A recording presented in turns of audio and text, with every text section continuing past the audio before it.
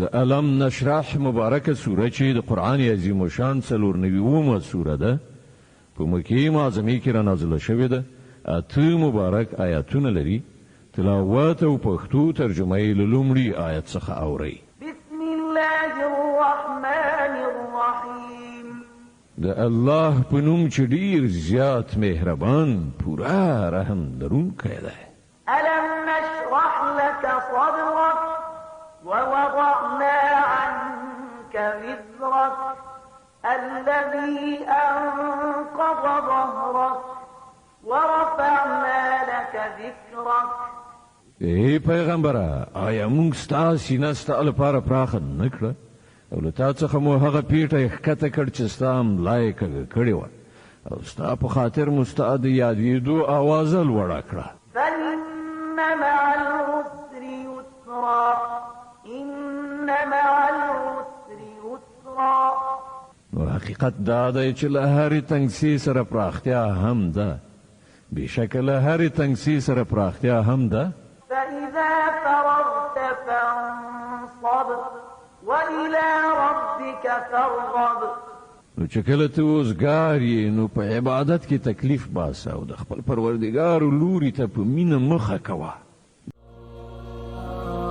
إلهنا ما أعدلك مليك كل من ملك لبيك قد لبيت لك لبيك إن الحمد لك والملك لا شريك لك والليل لما أنحلك والسابحات في الفلك على مجاري المنسلات.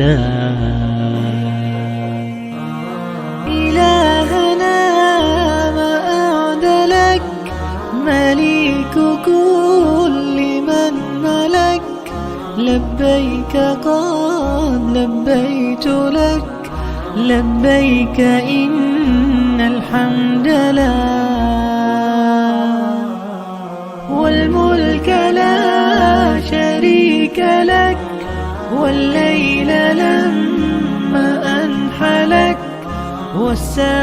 والسابحات في الفلك على مجاري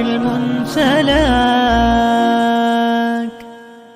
لبيك إن الحمد لك والملك لا شريك لك ما خاب عبد أملك أنت له حيث سلاك.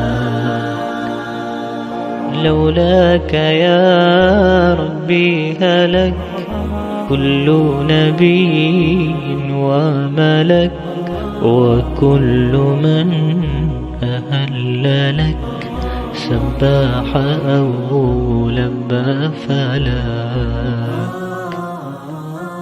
لبيك إن الحمد لك والملك لا شريك لك ما خاب عبد أملك أنت له حيث سلاك.